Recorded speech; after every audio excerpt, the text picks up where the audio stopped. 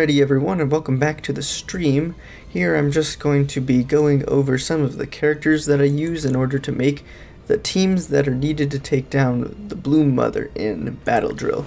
So our guild is doing fairly well. We have been quite coordinated inside of our guild Discord, in which that as we were progressing through here previously, we had set aside different types of people who would be in charge of doing either towers and bosses, and then the rest of the people would be in charge of doing all of the passages. That way, as the people who are of a little bit lower power, when they're choosing the buffs, they choose the rightmost buff, which is more for passages and for AoE type clearing, and so that helped us to be able to progress through the map rather quickly. I think we got all the way halfway through the last passage on the very first day, and then the next day we went through, we cleared the final tower, defeated the Bloom Mother, and then we got all the way back to the mini boss, or the mini boss I think on that second day.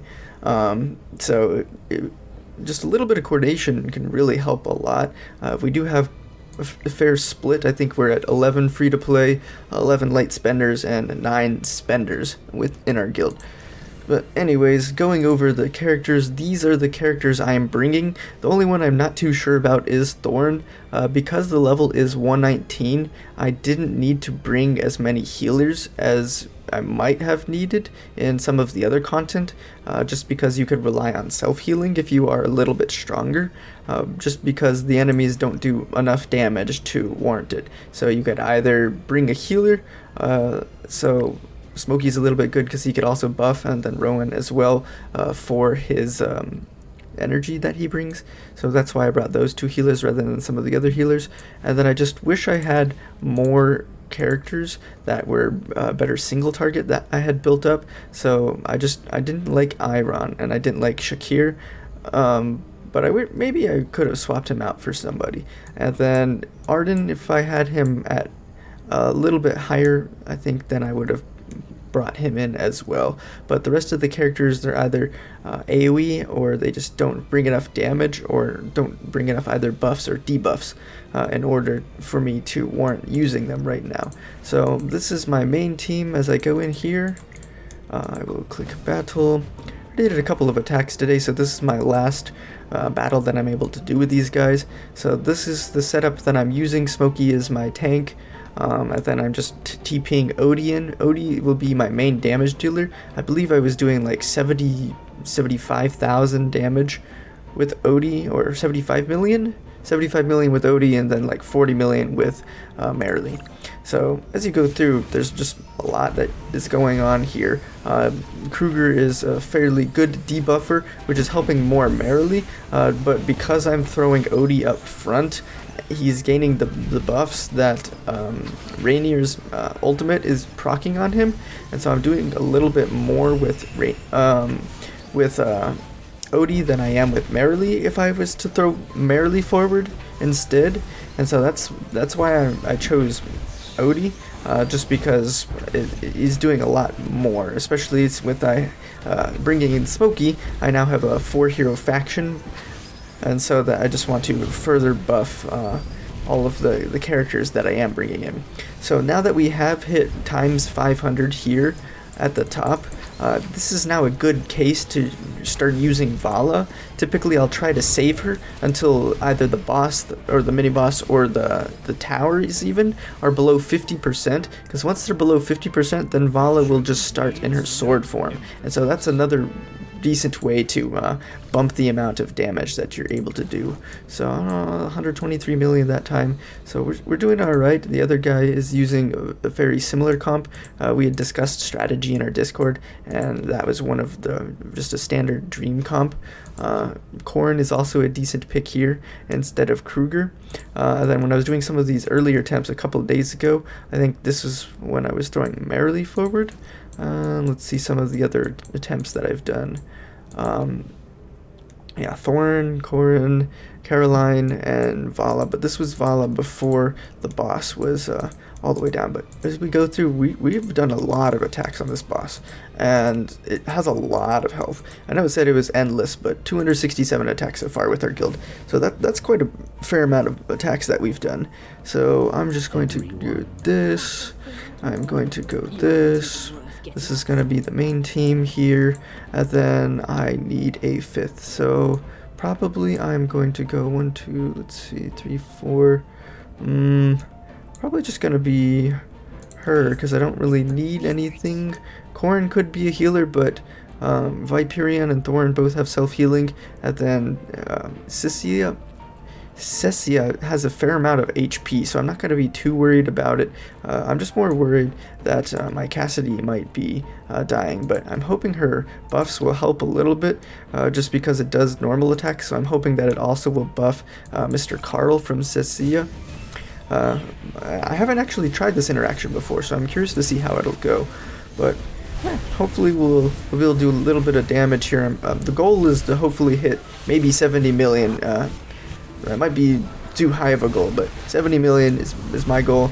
And then with Vala, I want to try to hit closer to 80 million with the other comp, but we'll see. I think the other comp has less damage dealers than this one does, where it's 4 damage dealers and Thorn. So my health is actually running fairly low on Carolina, and Viperion's self-damaging is just not as good here. So maybe I should have brought in a healer or the heal artifact instead, but I mean, it is alright.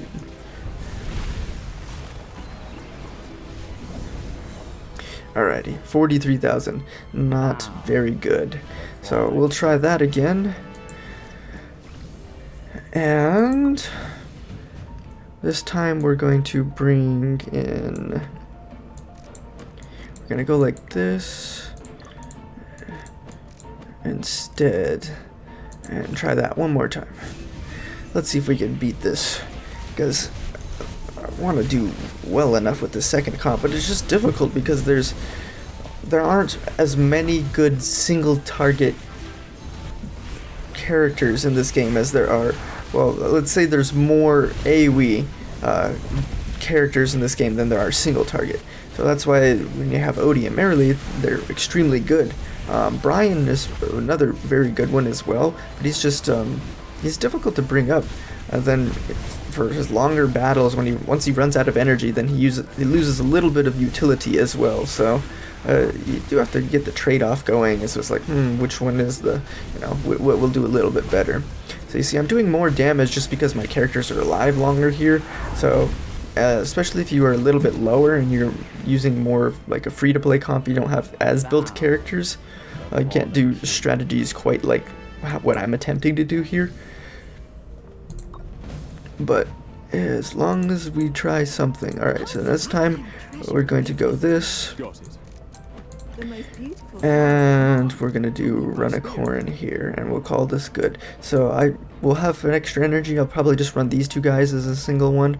And then I'm going to run Star Shard for the extra haste and the extra true damage, because that thing does true damage once you do a bunch of ultimates. So hopefully with Rowan going, we'll be able to get a bunch of buffs going here. Look at that. That's crazy. So let's see if we could do, I think we said 70, 80 million for this comp, but we'll see. It's 22 so far. We're about halfway there. So it's not looking too hopeful now. And I keep forgetting to look at the stats, but just because I wanted to try to test the different locations, but I probably should have looked at the stats, because that is a really good indicator for a lot of content, like, hey, who's trying to do what. I did wish we were able to have a little bit more details for it, like advanced battle stats, like how many times the character cast a certain ability, or how much damage each ability did, or other types of that kind of information. So that was 50 million, so that's not too shabby. Vala, of course, is the highest damage there. Brian did fairly well, and Corrin and Parissa also did fairly well. So it was alright, I guess. It's going to be better than the other two characters. I mean, Carolina might even be better than it might have been better than Parissa here, but because I'm not getting any additional, I guess it is 3+2, but still, Yeah, well, we'll just go with them because Corn or Thorin by himself isn't gonna do too much here. I think maybe 6 or 7 million. I think that was the last what I got from him, just running him solo. So, but the issue is that I only have 2 characters left, so that's just Thorin and Carolina. So, if any of these guys have extra energy, they're gonna go together with them, and hopefully I'll be able to get one more run out of it. Alrighty, so that was interesting. My purse actually died at the end there. This is almost about the same amount of damage, so nothing really changed there. That's not too surprising. We'll go see if we could do one last battle. Alright, so I have 1, 2, 3. We'll bring in Carolina, get some more damage, and then that's going to be enough. I won't be able to use my Thorn, so Thorn's just going to chill here and enjoy the spoils of war and call it good. I'm going to speed this one up as well. Alrighty, so I actually did worst on this one, and that's because putting Carolina in, you know, that broke the faction bonus, so I wasn't able to do as much with it as I had wanted to. But that's it. That's my runs here, so hopefully that provides a little bit more insight into what you're doing. I did choose all of the single target types of attacks here for the buffs, and so that, you know, every little bit helps here as you're trying to go and clear this. So I'll be heading out of state here for the weekend, so I won't be able to post a video likely until this upcoming Monday, but I will catch you all on the flip side.